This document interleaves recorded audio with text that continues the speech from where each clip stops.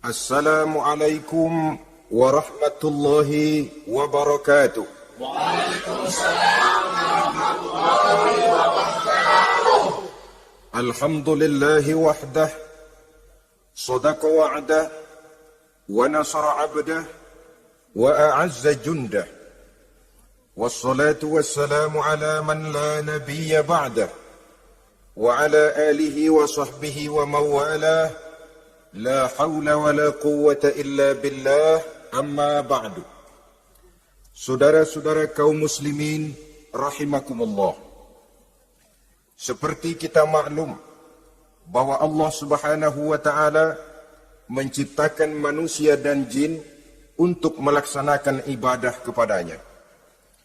Manusia yang ingkar terhadap perintah ini dinamakan dengan orang-orang kafir. Sedangkan jin yang mengingkari perintah ini dinamakan dengan setan atau syaitan dalam bahasa Qur'annya. Kemudian dalam perkembangannya, jin-jin yang kafir yang dinamakan setan ini bersekongkol dan menjadi bala tentaranya iblis untuk menggelincirkan manusia dengan berbagai macam cara dan jalan dari hal-hal yang diridhoi oleh Allah Subhanahu wa taala. Adapun yang namanya iblis pada hakikatnya cuma satu saja, yaitu yang ingkar kepada perintah Allah untuk sujud kepada Nabi Adam alaihi salam. Iblis inilah kemudian yang menjadi sesepuh, raja, biang atau dedengkotnya para setan. Seluruhnya akan tunduk kepada komando iblis, akan taat dan setia kepada perintah iblis untuk mencari teman yang sebanyak-banyaknya guna menemani mereka di neraka nanti. Maka mereka pun melakukan satu proklamasi yang bisa kita baca dalam surah Al-A'raf ayat 16 dan 17, di mana iblis dengan tegas menyatakan, "Qala fa bima aghwaytani la aq'udanna lahum siratakal mustaqim." Wahai Allah, kata iblis, dari sebab engkau telah menghukum saya, dari sebab engkau telah mengusir saya dari surga, maka saya berjanji akan menipu, akan menggelincirkan mereka, Adam dan keturunannya, dari jalanmu yang lurus. Apa jalan yang lurus? Tidak lain Islam ini. Dengan segala cara dan jalan, iblis dan bala tentaranya akan berusaha menggelincirkan manusia dari jalan yang lurus. Caranya bagaimana? Ayat ke-17 menjawab, "Tsumma la'atiyannahum min ba'di aydihim." Akan kami datangi mereka, akan kami goda mereka dari arah sebelah depan. Kalau cara itu tidak kena, wa min khalfihim, kami goda mereka dari sebelah belakang. Andai kata cara itu pun tidak mempan, wa an aymanihim, dari arah sebelah kanan. Kalaupun itu gagal, wa an samailihim, kami akan datang dari arah sebelah kiri. Pendeknya dari 4 penjuru angin, iblis dan seluruh bala tentaranya yang bernama setan belum akan puas sebelum kita tergelincir dari jalan yang lurus yang diridhoi oleh Allah Subhanahu wa taala. Sebagian ahli tafsir menjelaskan bahwa jika iblis menggoda dari arah depan, yang dimaksud dari depan ini adalah dunia. Sehingga manusia menjadikan dunia sebagai tujuan akhir dari seluruh kegiatan hidupnya. Ia pergi pagi, pulang sore, peras keringat, banting tulang, tidak ada yang dikejar kecuali dunia, dan cuma untuk kepentingan dunia. Dunia yang membuat orang berpaling daripada akhirat. Dunia yang membuat orang lupa kepada tujuan penciptaannya. Maka dunia termasuk perangkap iblis.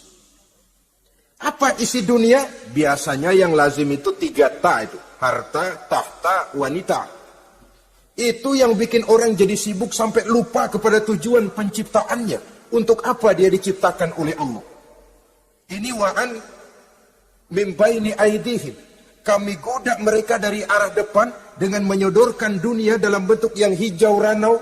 Dunia dalam bentuk yang manis sehingga mereka tenggelam di dalamnya lalu melupakan akhirat. Kalau cara itu juga tidak kena, wa min khalfihim, kami datang dari sebelah belakang. Kami lupakan mereka kepada akhirat. Itu mah urusan nanti bagaimana saja. Yang penting yang kita hadapi sekarang apa? Dunia. Akhirat kita belum tahu dan bahkan belum tentu ada.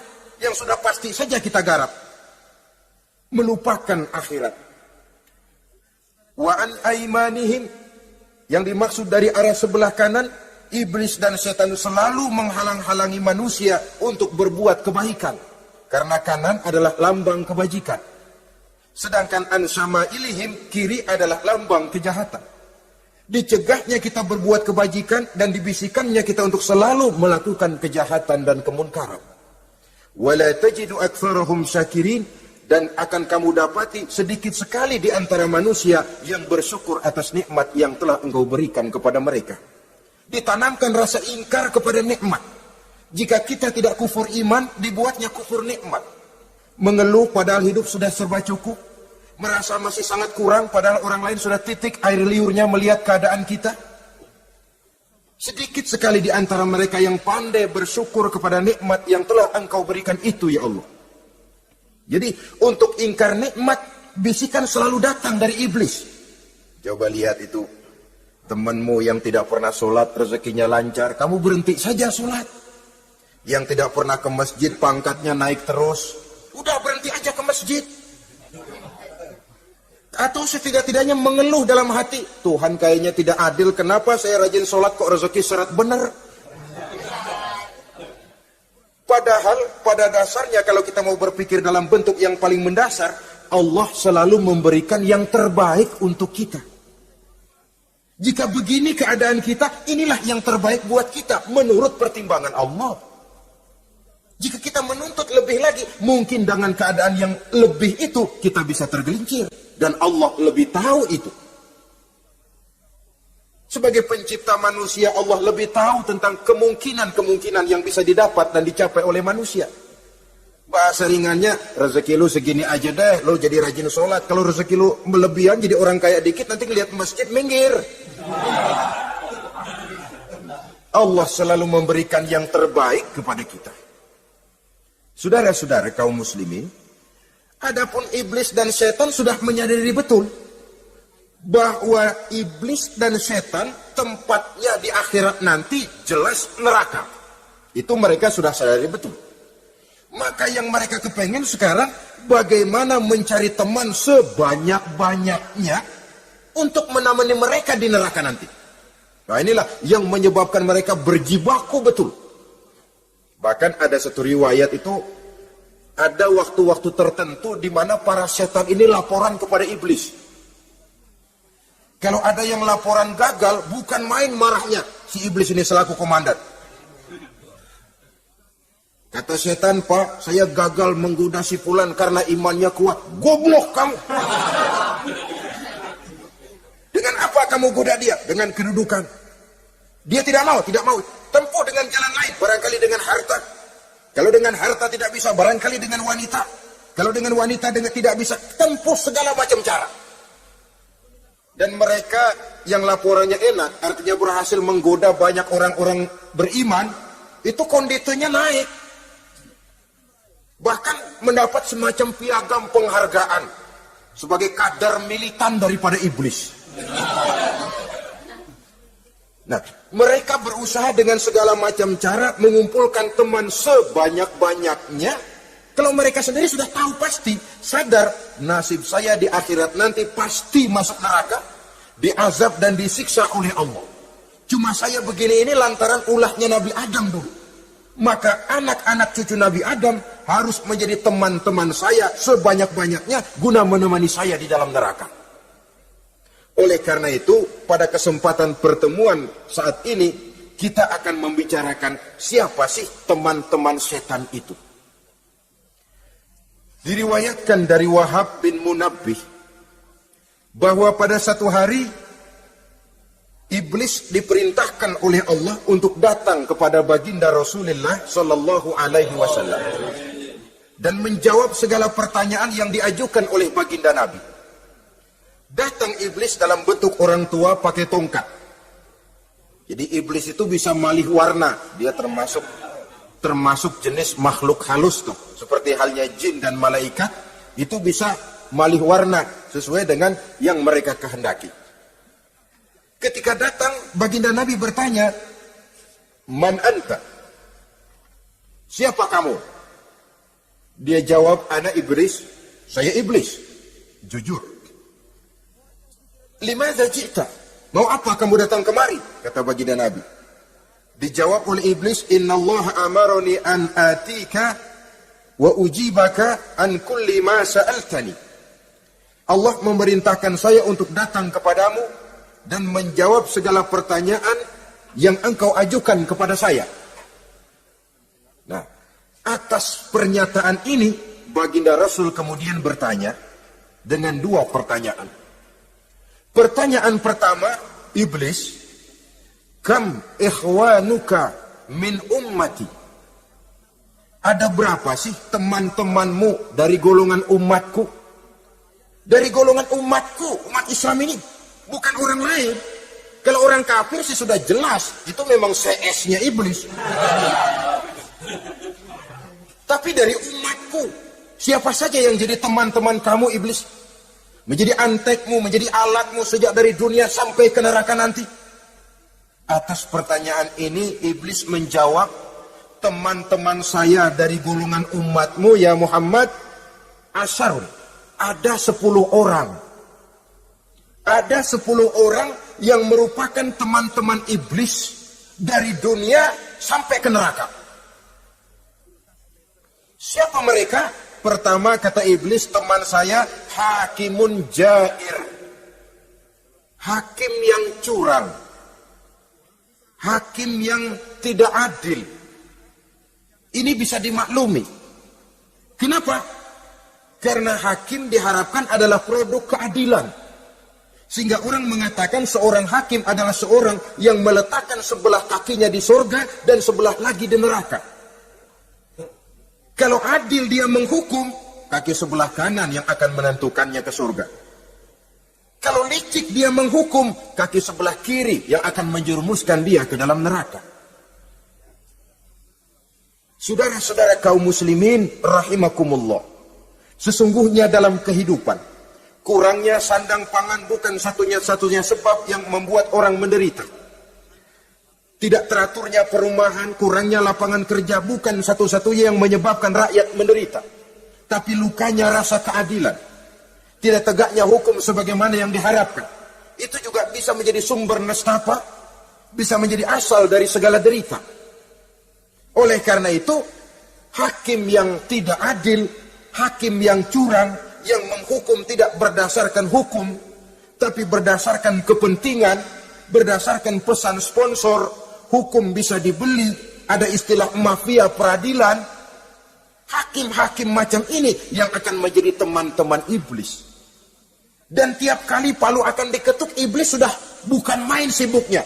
Kekuasaan di tanganmu, hijau katamu, hijau yang akan berlaku, merah kau ketok, merah yang akan jadi keputusan. Orang lain tidak tahu ini kesempatan untuk jadi kaya, ini kesempatan untuk naik pangkat. Manipulir hukum tidak ada yang tahu karena orang banyak yang awam dengan hukum.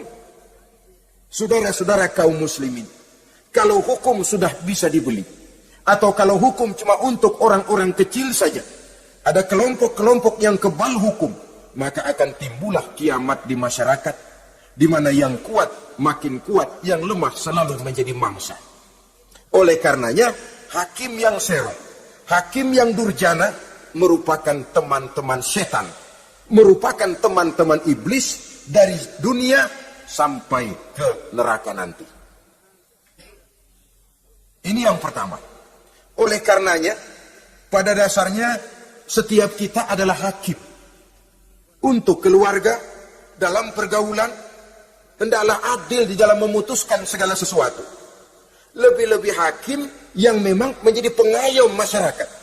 Bukankah lambang para hakim digambarkan dalam bentuk neraca yang berimbang? Tidak berat ke kiri, tidak juga berat ke kanan. Dalam arti objektif memberikan keputusan sesuai dengan hukum. Sehingga masyarakat terlindungi. Dan hakim yang adil secara praktis adalah musuh daripada setan. Dimanapun setan dan iblis paling gak demen sama hakim yang adil. Itu merupakan musuh besar bagi setan. Yang menyalahkan yang salah, membenarkan yang benar. Walaupun yang salah orang besar, yang benar orang kecil. Dan kita memang oleh baginda Nabi diajarkan satu doa. Allahumma arinal haqqa haqqa warzuqna ittiba'ah. Ya Allah, perlihatkan kepada kami bahwa yang benar itu benar. Sebab sering kita lihat yang benar jadi tidak benar. Ini memerlukan kekuatan batin. Yang benar tampakkan kepada kami kebenarannya ya Allah. Sebab sekarang banyak ketidakbenaran yang dikamuflase. Banyak ketidakbenaran yang diberikan lipstick. Sehingga kelihatannya menjadi benar. Ini baik doa ini saya pikir dibaca oleh para hakim. Allahumma arinal haqqa haqqa. Ya Allah, perlihatkan kepada saya bahwa yang benar itu benar. Dan tidak cuma sekedar itu. Warzuqni ittiba'ah. Berikan kekuatan kepada saya untuk mengikuti kebenaran itu. Sebab kadang-kadang terjadi juga dia tahu yang benar itu benar. Tapi tidak punya keberanian moral untuk mengatakan bahwa itu benar. Dia tahu itu barang yang hak. Tapi tidak terpanggil mengikuti yang hak. Tidak punya kekuatan moral untuk mengikutinya. Lalu doa ini pun disambung. Wa arinal batila batilan. Warzuqna ijtinaba. Wahai Allah, perlihatkan kepada kami bahwa yang batil adalah batil. Bahwa yang salah adalah salah. Bahwa yang munkar adalah munkar. Berikan kepada kami kekuatan untuk menjauhi yang munkar, yang batil, yang zalim. Saudara-saudara kaum muslimin rahimakumullah. Kita sering mencaci kaum pelacur sebagai sampah masyarakat. Tapi sadarkah kita bahwa pelacuran di bidang hukum, pelacuran di bidang intelektual, kadang-kadang pelacuran di bidang agama, dalam arti menjual ayat untuk membela yang salah dan menekan yang benar. Ini juga tidak kalah bahayanya dengan prostitusi, pelacur-pelacur yang kita anggap sebagai sampah daripada kehidupan masyarakat itu. Oleh karenanya, maka hakim yang adil merupakan musuh utama daripada iblis dan setan. Mereka akan sibuk sekali kalau seorang hakim sudah berketetapan untuk melahirkan keputusan hukum yang seadil-adilnya. Ini yang pertama, teman setan adalah hakim yang nyeleweng, yang tidak adil. Yang kedua, teman saya kata iblis, ghaniyun mutakabbir. Orang kaya yang sombong. Orang kaya sombong itu teman setan. Orang miskin sombong itu lebih teman lagi tuh. Sebab ini sudah kelewatan. Kalau orang kaya sombong barangkali masih lumayan lah, memang kaya. Tapi kalau sudah miskin, sombong, minta ampun. Orang kaya yang sombong adalah musuh iblis. Sebab pada hakikatnya tidak ada yang kaya dalam kehidupan ini kalau sudah bercermin kepada apa sih yang kita punya. Nabi Sulaiman karena merasa menguasai antara masyrik dan maghrib, satu hari pernah mohon izin kepada Allah. Ya Allah, saya mohon izin kepadamu untuk memberikan makan kepada seluruh makhluk-makhlukmu sekedar satu hari saja. Baik.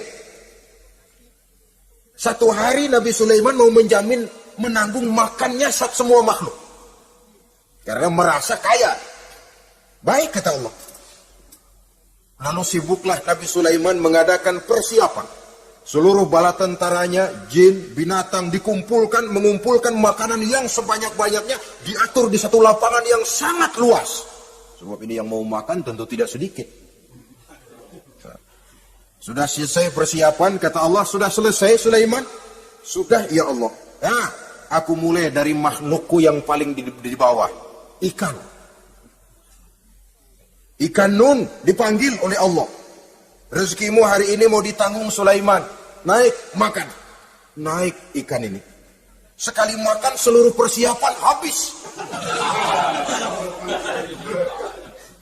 Goleng kepala Nabi Sulaiman, beliau sadar lalu sujud, maha kaya engkau ya Allah. Boro-boro nanggung makanan semua makhluk hidup sehari, ikan satu nggak keurusan. Ini baru sekali makan, bagaimana nambahnya? Jadi apa sih yang kita anggap kaya ini? Maka orang kaya yang sombong pada hakikatnya kacang yang lupa akan kulitnya. Tidak ada yang kita bawa pada saat kita terlahir ke alam ini. Sebagaimana juga tidak ada yang kita bawa pada saat kita meninggalkan alam ini. Harta kita akan pindah nama. Sebab itu yang perlu kita jaga pada hakikatnya tidak lain nilai-nilai iman. Sebab ini yang akan kita bawa. Cuma ironinya, karena iman itu abstrak, bukan benda, orang yang kehilangan iman tidak pernah ribut. Sebaliknya karena harta itu materi, benda konkret, orang yang kehilangan harta cepat merasa, cepat ribut. Motor hilang, ribut. Kenapa? Motor itu benda, kelihatan.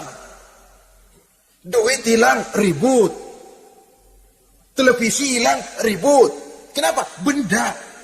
Tapi kalau iman yang hilang, wah kelihatannya tenang-tenang saja, Pak.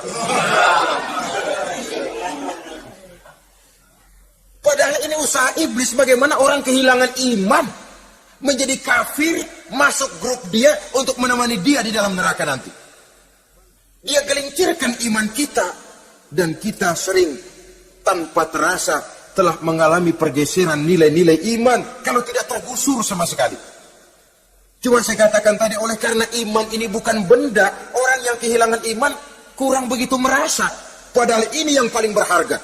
Sebab ini yang akan kita bawa menghadap Allah. Orang itu kalau sudah yakhruju minad dunya bighairi iman, keluar dari dunia, meninggalkan dunia dan seluruh isinya, kembali menghadap Allah dengan tidak membawa iman, tempatnya jelas sudah. Itu yang paling kita khawatir. Pangkat jelas tidak kita bawa. Harta benda akan pindah nama jadi milik ahli waris kita. Tiba-tiba iman yang cuma satu itu tempat kita bergantung, hilang juga dari diri kita. Dengan apa kita mau menghadap Allah? Dan kemalangan apa yang lebih besar dari orang-orang yang telah kehilangan iman pada saat dia menghadap Allah Subhanahu wa ta'ala. Karena itu, saudara-saudara, terutama yang diberikan amanah berupa harta oleh Allah dalam kehidupan ini, bersyukurlah kalau saudara diberikan kepercayaan oleh Allah untuk menyalurkan rezeki kepada orang lain. Seperti kran yang nyimpen air tapi tidak untuk dirinya, disalurkan kepada yang memerlukannya. Rezeki dia cuma lewat tangan saya. Rezeki dia cuma lewat tangan saya. Berbahagialah orang kalau dipercayai Allah untuk menyalurkan rezeki kepada orang lain. Artinya agen. Yang ditunjuk jadi agen Allah, kok nggak bangga? Kalau sudah kemari cara berpikir, insya Allah rasa bakhil bin pelit alias medit bin koret. Itu insya Allah nggak ada. Kan kadang kita berpikir, yang nyari duit gue setengah mati, lu datang-datang mau minta aja pala lu. Kan itu toh kadang-kadang cara kita berpikir. Ya boleh jadi lalu terasa berat. Tapi kalau kembali kepada kesadaran, barangkali alhamdulillah rezeki dia cuma lewat tangan saya. Kalau saya nggak ngasih dia, barangkali nggak semudah ini saya dapat rezeki. Allah mudahkan rezeki saya karena saya sering membantu orang-orang yang memang memerlukannya. Andai kata saya nggak membantu mereka, belum tentu rezeki selancar ini. Tidak lalu, enak aja. Terus keringat gua banting tulang, pergi pagi pulang sore, lu datang-datang nada aja. Berbahagialah orang jika lalu sekali lagi dia dijadikan agen oleh Allah untuk menyalurkan rezeki kepada mereka yang memang memerlukannya. Kalau tidak ke arah itu kita berpikir, yang timbul bakhil. Bakhil lalu bermegah-megah dengan hartanya, timbul kesombongan. Senang lihat orang susah, lalu dia sendiri dengan hartanya cuma to show only, pameran. Lewat di kampung, senang kalau orang melotot, lihat mobilnya yang serba mengkilap, sepatunya yang serba mahal. Senang kalau, wah, semua gaya hidupnya serba jet set, wah. Senang betul kalau melihat orang sudah serba bengong melihat keadaan dia. Timbul takaburnya, sombongnya, menyek kepada yang lain. Maka orang kaya yang sombong, teman iblis, teman setan. Setan senang betul. Sebaliknya secara praktis, orang kaya yang rendah hati adalah musuh iblis. Saudara-saudara kaum muslimin, rahimakumullah. Lain memang. Kalau kita diberikan ilmu, di akhirat nanti pertanyaan cuma satu, ilmumu kau amalkan untuk apa? Kalau kita diberikan umur panjang, pertanyaan akhirat satu saja, umurmu kau habiskan di mana? Tapi kalau sudah harta diberikan kepada kita, pertanyaan akhirat dua, min aina iktasabahu wa fima anfaqahu. Hartamu kau dapat dari mana, kau belanjakan kemana. Depan belakang ditanya. Yang ketiga, teman iblis itu tajirun khain, pedagang yang berkhianat. Baik kepada sesama teman pedagangnya, karena ingin lebih maju dari yang lain.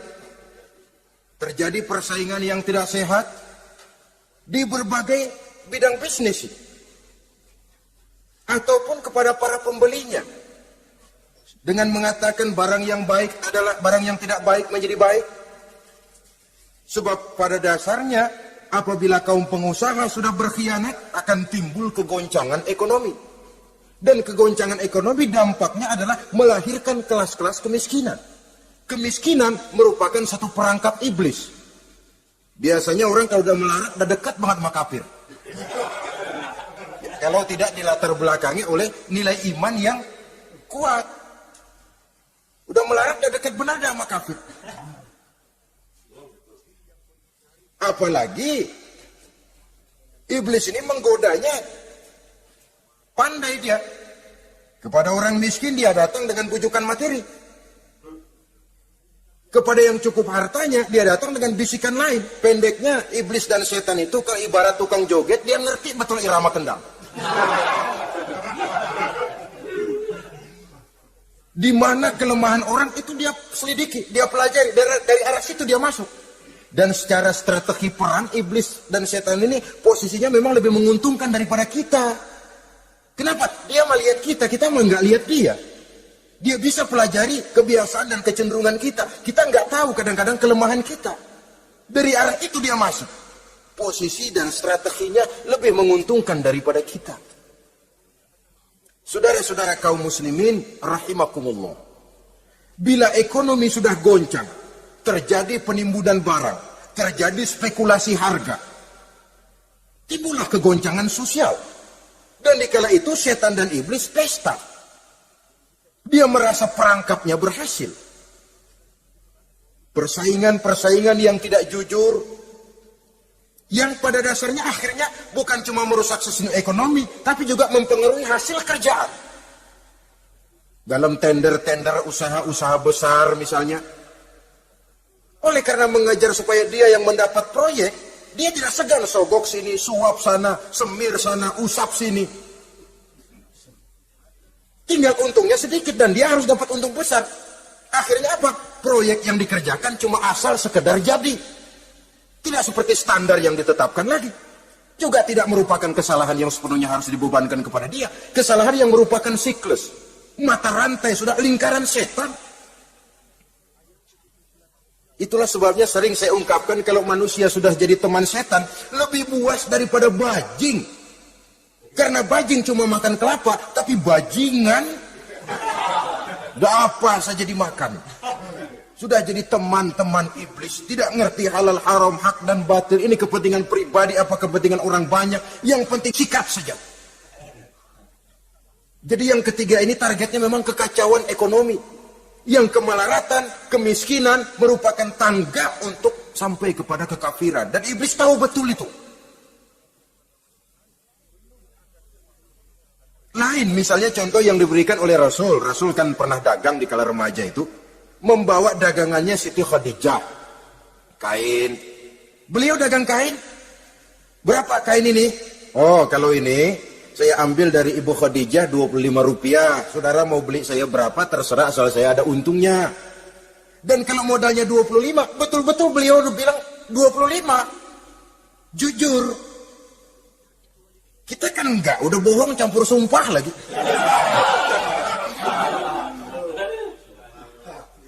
Ini yang ketiga. Yang keempat, teman-teman setan, teman-teman iblis, syaribul khamr. Orang yang minum arak, pemabuk, itu teman setan. Bahkan divonis tidak beriman. Orang yang pada saat meninggal dunia di dalam perutnya itu masih ada khamr. Tidak beriman divonis. Jadi dalam satu pesta di mana disediakan minuman-minuman keras, iblis itu sudah masang perangkap. Dan bila minuman itu dihampiri orang, dia mulai senang, wajahnya berseri-seri. Kalau minuman dituang ke gelas, dia tepuk tangan. Bila minuman mulai mengalir ke tenggorokan, dia jijimprakan iblis. Girang bukan main. Saudara-saudara kaum muslimin rahimakumullah. Kenapa pemabuk merupakan teman setan? Karena dalam keadaan mabuk, orang kehilangan daya kontrol. Perbuatannya nyaris tidak terkontrol lagi. Tidak ada rahasia, tidak ada harga diri, tidak ada sifat memelihara, dan itu ciri-ciri daripada iblis. Syaribul khamr, orang yang suka meminum minuman keras. Itulah sebabnya memang dalam hidup ini kita harus punya filter. Allah selalu menghendaki yang terbaik dan memilihkan yang terbaik untuk kita. Kalau sudah itu minuman yang baik kata Allah, itulah memang yang baik untuk kita. Kalau itu dilarang oleh Allah, itulah memang yang tidak baik untuk kita. Jadi kalau sudah qat'i dalilnya, gak usah buang energi menyelidiki apa manfaatnya. Kalau sudah qat'i dilarang, gak usah buang energi menyelidiki apa bahayanya khamr. Allah tidak akan melarang sesuatu yang mengandung manfaat. Yang dilarang Allah tentu yang membawa mudarat dan bahaya di dalam kehidupan. Bukankah sekarang ini minuman keras sudah merupakan penghias pesta? Merupakan kebanggaan di kalangan remaja? Termasuk dalam kata khamr ini yang morfin, ganja, narkotik, dan yang sejenis dengan itu. Orang sudah merasa bangga kalau sudah fly to the sky. Membumbung ke angkasa, katanya dunia ini luas, lupa segala macam persoalan. Tapi sampai kapan? Sampai kapan orang merasa membumbung? Sampai kapan orang merasa bisa meninggalkan segala persoalan? Sampai mabuknya selesai? Ya kalau gitu mabuk aja terus. Lalu apa artinya kehidupan ini? Mabuk kan gak ngerugiin orang lain. Kalau saya nyolong kan ngerugiin orang lain. Kalau saya korupsi ngerugiin orang lain. Kalau saya zina jelas ada orang lain yang dirugikan. Tapi minum khamar, siapa yang rugi? Uang-uang saya. Saya beli dengan uang saya, yang minum pun saya. Siapa yang rugi? Saudara, ini pemikiran sepihak namanya. Pertama jelas merugikan diri sendiri. Kesehatan terganggu, pertumbuhan IQ, ya, daya pikir jadi jumud bin beku. Tidak ada idealisme ke arah depan. Yang ada ya, yang dipikirkan ya, yang di depan hidungnya saja.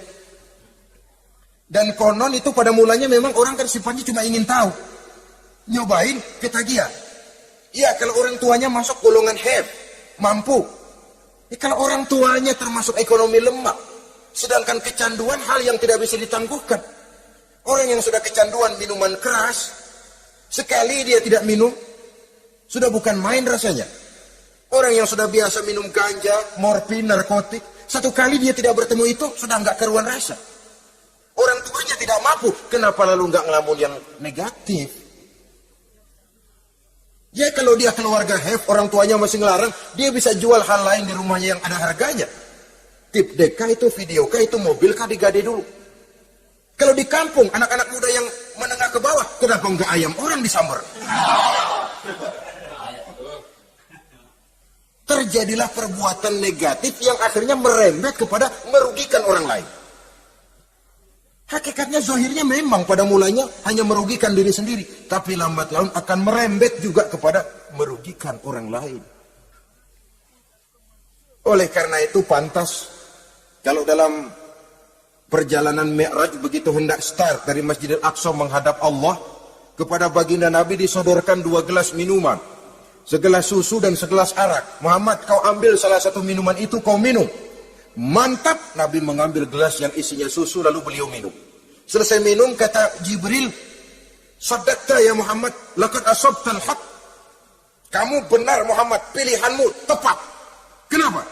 Untung saja susu yang kamu minum. Kalau arak yang kamu ambil, kamu pilih dan kamu minum, pasti umatmu bakal pada jadi umat teler semua nanti.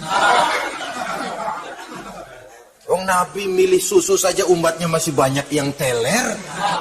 Apalagi kalau beliau memilih khamar waktu itu. Tapi ini sekedar simbol bahwa begitulah kita dalam hidup. Saudara, kalau di depan kita ditaruh segelas jamu, segelas sirup, kira-kira pilih mana? Sirup apa jamu? Orang yang berpikir panjang ke depan, dia bakal pilih jamu. Memang pahit, getir, nggak enak, tapi besok pagi badan enteng, kerja semangat, berpikir cerdas, gairah ada. Orang yang pikirannya pendek, ngapain jamu getir nih, sirup nih, manis ini, dia minum, bukan main manisnya, besok pagi bibir pada jontong. Begitulah dalam kehidupan ini. Maka hendaknya kita berusaha dengan sekuat kemampuan untuk menghindarkan diri dari minuman keras dan pengaruh-pengaruhnya. Yang kelima, teman iblis itu al-qattat, tukang-tukang fitnah. Itu suling iblis itu, trompet setan. Sebab apa? Benar kalau Quran mengatakan, Nabi mengatakan al-fitnatu asyaddu minal qatli.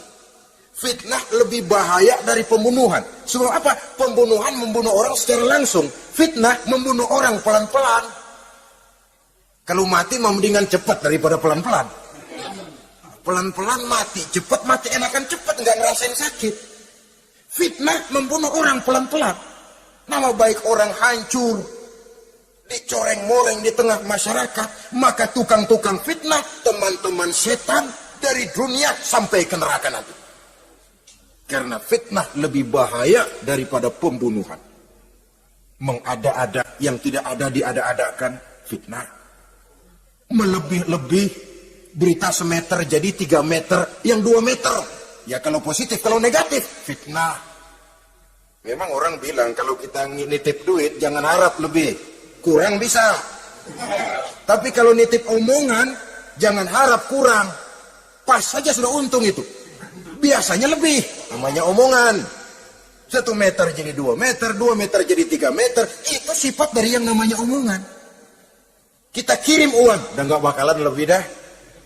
Ini nitip uang sama saya 50.000, tambahin 10.000, langka yang berpikir begitu. Kurang malah bisa. Enak aja nitip, gua kan kemarin pakai ongkos. Itu mah transport misalnya. Tapi kalau sudah nitip omongan, pas saja sudah untung loh. Biasanya malah lebih. Fitnah pernah melanda Nabi Zakaria. Fitnah pernah melanda Habil dan Qabil. Fitnah pernah melanda Nabi Ibrahim. Fitnah bahkan pernah melanda kehidupan baginda Rasulullah sallallahu alaihi wasallam. Dalam peristiwa yang lazim kita kenal dengan hadisul ifki, bagaimana gosip pun sempat mengguncang rumah tangga kehidupan baginda Nabi. Sehingga pantas kalau beliau sendiri mengatakan al-fitnatu asyaddu minal qatl. Fitnah itu lebih bahaya daripada pembunuhan karena fitnah membunuh orang secara pelan-pelan. Saudara-saudara kaum muslimin rahimakumullah. Lidah tidak bertulang. Saghirul jirmi azimul jurmi. Kecil bentuknya tapi besar akibatnya. Kalau kita luka karena silet 2-3 hari boleh sembuh. Tapi luka karena lidah seumur hidup kita ingat. Asal lihat orangnya ingat nih dia nih yang ngomong kagak enak banget, gua tandain dah. Itulah sebabnya pepatah bilang salamatul insan fi hifzil lisan. Orang akan selamat jikalau dia pandai menjaga lidahnya. Saudara-saudara kaum muslimin, yang keenam, teman setan sahibur riya. Orang yang riya, beramal cuma to show only, supaya ingin dipuji orang, ingin dilihat orang, riya namanya. Tidak ada ikhlas. Sebab kata Imam Ghazali, an-nasu kulluhum niyamun illal alimun wal alimuna, an-nasu kulluhum mauta illal alimun wal alimuna niyamun illal amilun wal amiluna mughtarruna ilal mukhlisun. Manusia itu pada hakikatnya mati kecuali orang alim. Orang alim sekalipun hidup hakikatnya adalah tidur kecuali orang yang mengamalkan ilmunya. Dan orang yang mengamalkan ilmunya banyak yang tertipu kecuali orang yang ikhlas. Tepat ini fatwa Imam Ghazali. Manusia hakikatnya tidur kecuali orang yang alim. Orang yang alim walaupun hidup tapi tidur. Hidup, tidur, ya nggak bisa berbuat banyak kecuali orang yang mengamalkan ilmunya. Dan orang yang mengamalkan ilmunya banyak yang tertipu kecuali yang ikhlas. Jadi kalau amal itu adalah jasad, ikhlas itu adalah ruh. Amal tanpa ikhlas patung. Patung tidak bisa berkembang, tidak bisa berbuat banyak, namanya patung. Itu amal tanpa ikhlas.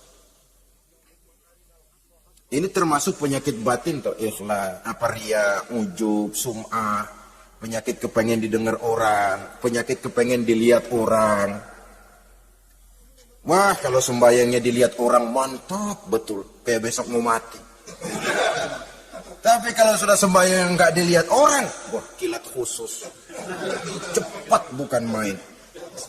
Ria. Ini yang menghancurkan amal ini nggak terasa. Sifat kita sendiri, ria ini menggeragoti amal sebagaimana api menggeragoti kayu bakar. Yang ketujuh, teman setan akilu malil yatim, orang yang memakan harta anak yatim. Itu setan senang betul itu. Dia bisikan lah, kau kan ngurus anak yatim. Kau sudah menanamkan budi kepada mereka, jadi wajar kalau kau ambil bagian. Mula-mula memang dalam batas yang wajar, makin lama malah berebut sama yatimnya. Makin kesunuin, yatimnya malah nggak keduman, panitianya yang kenyang. Akilu malil yatim, orang yang memakan harta anak yatim secara zalim, ini merupakan teman setan. Sebaliknya, orang yang melindungi anak yatim, kata Nabi, seperti dua jari ini dengan aku di akhirat nanti. Dekat derajatnya dengan Rasul. Yang kedelapan, teman setan al-mutahawinu bis shalah. Orang yang nganggap enteng sholat. Ngenteng-ngentengin sholat. Nanti aja dah, kalau udah tua-tuaan, sembahyang mah gampang, saban sehari ada. Kalau ini nih tinju, jarang-jarang. Al-mutahawin. Ngenteng-ngentengin. Pada dasarnya agama itu mudah. Jangan dipersulit, tapi juga jangan dipermudah. Agama itu tidak berat. Jangan diberat-beratin, tapi juga jangan dienteng-entengin. So yang enteng kalau kita entengin, akhirnya menganggap remeh. Mulanya memang sedikit, makin lama makin banyak, makin lama makin banyak, makin bertumpuk. Apalagi kalau sadar kita sholat adalah tiang daripada agama. Bagaimana rumah akan tegak tanpa tiang yang kuat? Bagaimana agama akan tegak dalam diri seseorang kalau sholatnya dia enteng-entengi? Jangankan yang sunnah, yang wajib saja. Kadang-kadang tutup lubang gali lubang. Padahal itu merupakan tiang pokok. Rumah itu untuk kuat harus ada tiang-tiang tambahan. Tiang tambahan ini ya nawafil, ya rawatib, sholat-sholat sunnah itu. Itu untuk menjaga stabilitas temperatur batin kita kepada Allah. Al-mutahawinu bis shalah. Jadi kalau sudah masuk waktu, beduk misalnya berbunyi, azan berkumandang, iblis mulai menyebar bala tentaranya. Pasukan, siap. Kamu yang dagang dia bisikin, sudah enaknya lo dagang, gue beli lagi banyak-banyak, sembahyang mah ada besok. Sama yang kerja, jangan ditinggal ini kerjaan, tanggung, sembahyang masih ada besok. Saudara-saudara kaum muslimin rahimakumullah. Andai kata kita berhasil, kita tinggalkan kesibukan, lalu kita pergi sholat, apa iblis diam? Setan tenang? Tidak, masih dia bisiki kita. Iya kalau mau sembahyang ya sembahyang, cuma buruan udah. Yang mau belanja, yang menunggu, bukan main. Sampai rukuk kita tidak sempurna, bacaan kita semrawut, sujud kita tidak lengkap. Sholat juga, tapi disitulah masuk iblis. Atau kalau itu kita berhasil cegah, rukuk tertib, ada tumak nina, sujud bagus, iblis masuk lagi. Wah, memang sembahyang kamu mantap. Orang lain gak ada yang sembahyang kayak kamu. Yang timbul apa? Ujub. Sombong kepada diri sendiri. Begitu rapi sembahyang, lo ya pada gak sembahyang, apaan lo? Gua nih. Itu sudah perangkap iblis. Jadi lewat segala macam cara dan jalan. Kepada yang ibadahnya bagus ditanamkan rasa ujub. Kepada yang mau berusaha bagus ditanamkan sifat was-was, buru-buru. Saudara-saudara kaum muslimin, ini yang ke-8. Yang ke-9, mani'uz zakah. Orang yang enggan membayar zakat itu teman setan. Gak ada urusan sama zakat. Sayang-sayang harta dizakatin. Saudara-saudara, padahal zakat itu kata Nabi, zakku amwalakum biz zakat. Bersihkan hartamu dengan zakat. Jadi barangkali bercampur harta itu dengan sedikit yang tidak baik, bercampur dengan yang kotor. Zakat itu membersihkan yang lain. Kita misalnya dalam satu kelas punya murid 40 orang, 42 orang. Ada 2 orang yang bandel, nggak ketulungan. Sudah segala macam cara kita perbaiki, nggak juga berhasil. Ini kan kalau nggak diatasi kan mempengaruhi yang teman-teman yang 40 orang. Untuk menyelamatkan yang 40 ini, nggak apa-apa yang 2 keluarin. Bikin pemecatan. Anak saudara, kami sudah tidak sanggup lagi mengajar. Dengan ini kami berhentikan dari sekolah yang kami pimpin untuk menyelamatkan teman-teman yang lebih banyak. Mengeluarkan yang 2 untuk menyelamatkan yang 40. So kalau tidak ini nanti ngerembet, yang 40 ngikat jadi ngeres. Itu juga harta. Zakat untuk membersihkan yang masih tersisa. Yang terakhir yang ke-10, teman setan, teman iblis, man yutilul amal. Orang yang terlalu panjang angan-angan. Penghitung bintang di langit. Yang hidup cuma ngitung jikalau. Wiridannya cuma jikalau. Tidak pernah mau berbuat, cuma angan-angan kelewat panjang. Yang ngelamun kan nggak ada sekolahannya, siapa juga bisa ngelamun. Orang bukan tidak boleh bercita-cita, bahkan cita-cita yang mendorong kita untuk bergairah dalam kehidupan. Tapi kalau cita-cita tanpa langkah konkret, yang penting kan punya kemauan, lebihnya tawakal, nggak cukup. Pernah datang ke masjid seorang sahabat. Begitu sampai dia turun dari onta, langsung menghadap baginda Nabi. Nabi tanya, ontamu udah diikat belum? Belum ya Rasul. Kenapa? Saya tawakal kepada Allah. Orang diomelin sama Nabi. Ikat dulu, habis gitu baru tawakal. Betul toh? Ikat dulu tuh onta, lebihnya baru tawakal. Kalau udah diikat masih lari juga, itu tawakal. Nah belum diikat udah tawakal. Orang yang terlalu panjang angan-angan, yang akhirnya kalau tidak merusak cara berpikirnya, akan mendorong dia kepada perbuatan yang negatif untuk mewujudkan angan-angannya itu. Macam misalnya ya, pakaian kepengen bagus, harta mau banyak, usaha ogah, kerja capek sedikit tidak mau, kepengen seperti orang-orang, lalu ngelamun. Kalau tidak jadi gila, ya merusak perbuatannya. Kan berapa banyak orang yang kepengen kaya, gagal lalu jadi sableng. Kertas koran ditumpukin, dikantongin, dia kira gepokan duit. Hawanya duit udah banyak aja. Tulul amal, terlalu panjang angan-angan. Nah, saudara-saudara, kalau kita sudah tahu, itulah teman-teman setan, teman-teman iblis, mari kita berusaha jangan termasuk salah satu di antara 10 orang yang menjadi teman-teman iblis ini. Lalu cara untuk mengatasinya bagaimana? Imam Al-Ghazali rahimahullah memberikan tuntunan. Pertama, untuk mengatasi perangkap setan, jangan sampai kita termasuk salah satu teman setan, zikrullah. Banyak ingat kepada Allah. Sebab Nabi bersabda, inna zikrullahi ta'ala fi janbi syaitan kal akillati fi janbi ibni Adam. Sesungguhnya zikrullah, zikir kepada Allah itu dapat menyakiti setan sebagaimana penyakit menyakiti lambung anak Adam. Jadi setan itu akan kurus kalau kita hantam pakai zikrullah. Setan tidak berdaya, lemah kalau kita hantam pakai zikrullah. Ingat Allah, selalu merasakan kehadiran Allah dekat dalam hidup. Itu senjata pertama. Dengan zikrullah, setan kurus. Kalau udah kurus, dia lemas. Nggak berdaya ngadepin kita. Tapi kalau nafsu yang kita ikutin, kita umpanin tuh setan. Lah gemuk.